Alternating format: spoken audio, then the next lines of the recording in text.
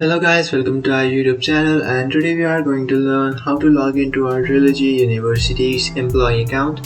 So let's get started.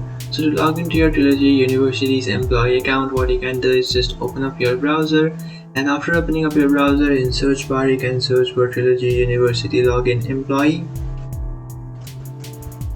After searching for that, you'll come up to this page. From here, what you can do is just tap on this first option which says Trilogy U login.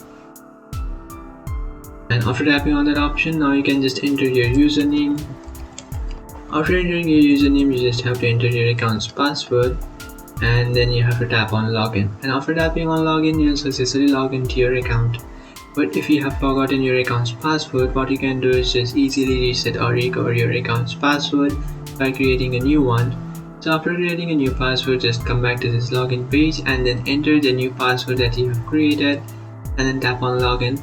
And after tapping on login, you'll successfully log into your Trilogy University's employee account. So that's it guys, this is how to log into your Trilogy University's employee account.